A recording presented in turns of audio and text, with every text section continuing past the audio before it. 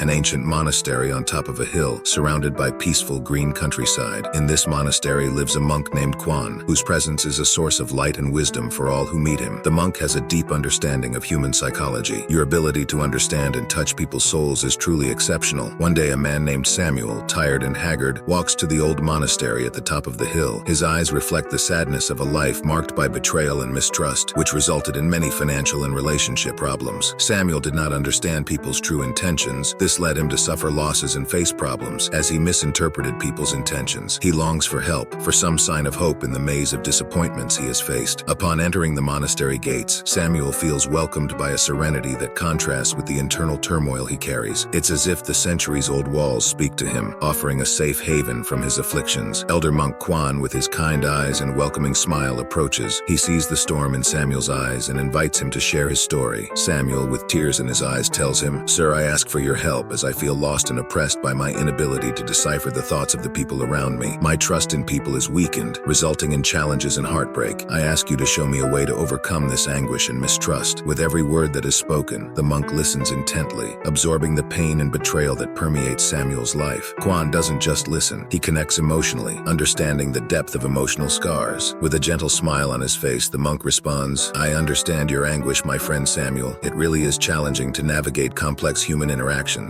Samuel continues to open up about his struggle to trust people, as trust has been repeatedly broken throughout his life. He feels like a castaway in an ocean of disappointments. His tired heart carries the burden of distrust and loss that marked his journey. He arrived at the monastery in search of something more, something that could heal his emotional wounds and restore his faith in humanity. With a sympathetic look, Master Quan says to Samuel, "I will share methods that will help you cultivate a deeper understanding of people and act wisely." "There are ways to understand people," Quan continued, "through body language, so we can instantly understand any individual. The eyes, windows of the soul. The eyes are like windows that show what we are feeling and thinking. If we look directly at someone, it can show that we are confident. If we look away, it could mean we are insecure or uncomfortable." The arms, expression of openness. The way we position our arms can show whether we are open to connecting with someone. Crossed arms can indicate that we are protecting ourselves or feeling defensive, while open arms show that we are receptive and willing to interact. Posture, inner attitude. The way we stand or sit reflects what we are feeling inside. If we maintain an upright and confident posture, this may indicate that we are confident and determined in our attitudes. The hands, synchrony with words. Our hands can follow and reinforce what we are saying. Natural hand gestures show that we are being authentic and honest in our communications. Facial expression, the mirror of the soul. The way our face expresses itself reveals our true feelings, often more than we can say with words. Observing someone's facial expression is important to understand what they are feeling. Physical distance, comfort and intimacy. The physical proximity we maintain with others indicates how comfortable or intimate we feel with them. It's important to respect people's personal space to cultivate healthy relationships. Touch. Human connection, physical touch such as a hug or a handshake is a powerful way to convey compassion, empathy, and love.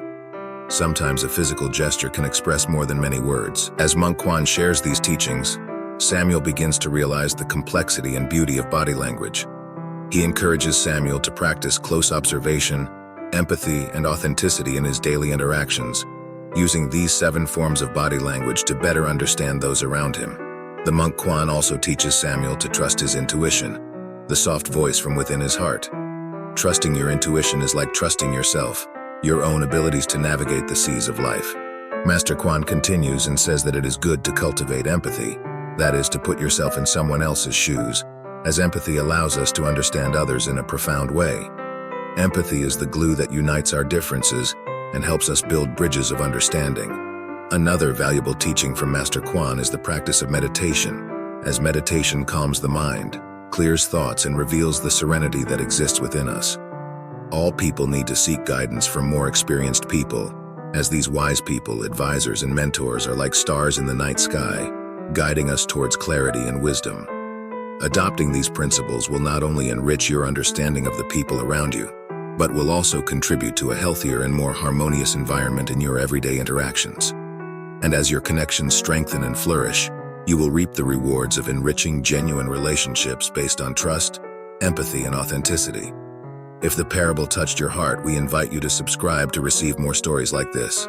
Until the next.